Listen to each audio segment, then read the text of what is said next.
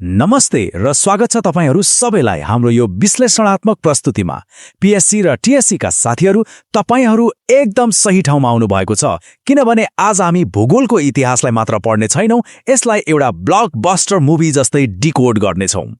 यो मिसनलाई हामीले 6 वटा मुख्य चरणमा बाँडेका छौं। भूगोलको जगदेखि लिएर यसका पिताहरू, महादेशीय खोज, समुद्री मार्ग, ध्रुवीय विजय हुँदै अन्त्यमा परीक्षाका लागि अति महत्त्वपूर्ण बुदाहरू हामी हेर्नेछौं। ल अगाडि बढौँ है त। सुरु गरौँ हाम्रो पहिलो चरणबाट, भूगोलको जग अर्थात् पृथ्वीलाई डिकोड गर्ने काम। सोच्नुस् त, 51 करोड वर्ग किलोमिटरमा फैलिएको यो हाम्रो विशाल पृथ्वी, यसलाई कसरी बुझ्ने? जियोग्राफी शब्दलाई नै हेरौँ न। यो ग्रीक भाषाका दुई शब्द जियो र ग्राफियन मिलेर बनेको छ। जियो भनेको पृथ्वी र ग्राफियन भनेको वर्णन गर्नु। एकदम सिधा अर्थमा भन्दा पृथ्वीको व्यवस्थित वर्णन गर्नु नै भूगोल हो। हाम्रा प्राचीन विद्वानहरूको मुख्य मिसन नै यही थियो। तर पृथ्वीको वर्णन गर्ने कसरी? त्यसको लागि ती सुरुवाती अन्वेषकहरूले कार्टोग्राफी अर्थात् नक्साङ्कनको कला सिक्नै पर्ने थियो। यो यस्तो जादुई कला थियो जसले मानिसलाई विश्वको एक कुनाबाट अर्को कुनासम्म पुग्न बाटो देखायो। नक्सा बिना त भूगोलको अध्ययन सम्भव नै थिएन नि, होइन र? अब जाउँ दोस्रो खण्डमा, भूगोलका पिताहरू अर्थात् यस विषयका ओरिजिनल कोडर्स। हेर्नुस् त साथीहरू, भूगोलको वास्तविक कथा ग्रीसका एराटोस्थेनिसबाट सुरु हुन्छ। धेरैजना यहाँ झुक्किनुहुन्छ, तर याद राख्नुहोस्, एराटोस्थेनिस नै हुन् जसले पहिलो पटक जियोग्राफी शब्द प्रयोग गरेर यसलाई एउटा नयाँ पहिचान दिए। त्यसैले उनलाई भौतिक भूगोलका पिता भनिन्छ। पछि गएर जर्मनीका फ्रेडरिक र्याट्जेल मानव भूगोलका पिता बने। एलिसी रिक्कजले सामाजिक भूगोलको जग बसाले भने। आधुनिक भूगोलको पिता कार्ल रिटरलाई मानिन्छ। परीक्षाका लागि यो लिस्ट एकदमै हाई फ्रिक्वेन्सी टार्गेट हो है। तेस्रो र चौथो खण्डमा प्रवेश गरौँ।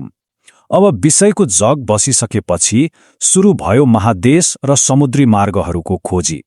यो टाइमलाइनलाई एकपटक सरर हेरौँ त। नक्सा कति छिटो विस्तार भयो भन्ने यसले प्रश्न पार्छ।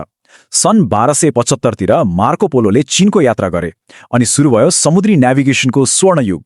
सन् 1492 मा इटालीका क्रिस्टोफर कोलम्बसले अमेरिका फेला पारे।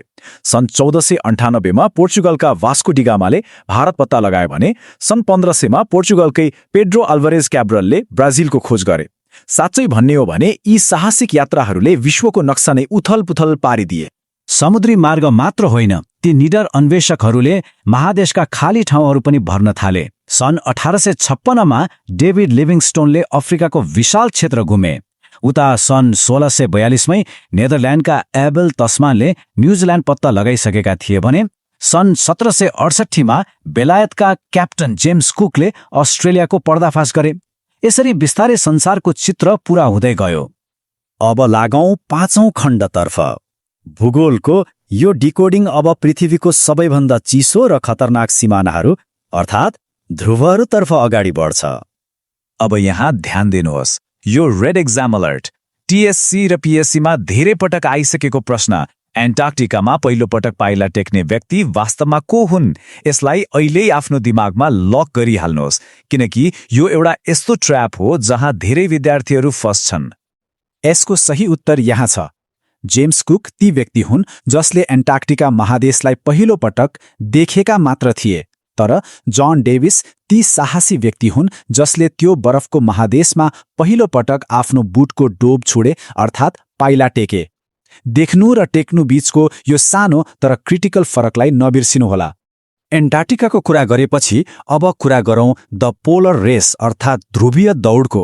पृथ्वीको उत्तरी ध्रुव र दक्षिणी ध्रुव मध्ये कुनमा पहिले पुग्ने, यो त भूगोलकै सबैभन्दा ठूलो र रोमाञ्चक प्रतिस्पर्धा थियो। र नतिजा के भयो त? उत्तरी ध्रुवमा सबैभन्दा पहिले अमेरिकाका रोबर्ट पियरी सन् 1909 मा पुग्न सफल भए। त्यसको ठिक 2 वर्षपछि कुनै कसर नछाडिकन सन् 1911 मा नर्वेका एमन्सेनले दक्षिणी ध्रुवमा आफ्नो झण्डा गाडे। कस्तो अचम्मको रेकर्ड होइन त? ल अब हामी हाम्रो अन्तिम खण्डमा आइपुग्यौं। अहिलेसम्मका सबै महत्त्वपूर्ण डाटालाई एकै ठाउँमा लक गर्ने पालो। यी तथ्यहरू दिमागमा छापिहाल्नुस्। पृथ्वीको क्षेत्रफल 51 करोड वर्ग किमी। भूगोल शब्द जियो र ग्राफेन मिलेर बनेको। भौतिक भूगोलका पिता इरेटोस्थेनिस, मानवका र्याट्जेल र आधुनिकका कार्ल रिटर। कोलम्बस 1492, दिगामा 1498 र क्याब्रल 1500ले ल्याएको समुद्री क्रान्ति, अनि त्यो एन्टार्क्टिका ट्र्याप कुकले देखेका तर डेभिसले टेकेका, र अन्त्यमा पियरीको 1909 को उत्तरी ध्रुव र एमन्सेनको 1911 को दक्षिणी ध्रुव विजय। सरकारी सेवाका परीक्षाहरू क्र्याक गर्ने मुख्य साँचो नै यिनै तथ्यहरू हुन्। जब पृथ्वीको यो भौतिक नक्सा एक ध्रुवदेखि अर्को ध्रुवसम्म पूर्ण रूपमा डिकोड भइसकेको छ, अब मानव जातिले अन्वेषण गर्नुपर्ने अर्को ठूलो सिमाना कुन होला त? अन्तरिक्ष कि महासागरको गहिराई? यो प्रश्न तपाईहरूकै लागि छोडे। आजको लागि यति नै। यस्तै शक्तिशाली र सजिलो तरिकाले सिक्नको लागि हाम्रो नागेन्द्र ओझैया युट्युब च्यानललाई सब्स्क्राइब गर्न नभुल्नुहोला। यो सेसनलाई लाइक र शेयर गरेर साथ दिनुहोला। अर्को ब्लकबस्टर क्लासमा भेटौँला। जय नेपाल।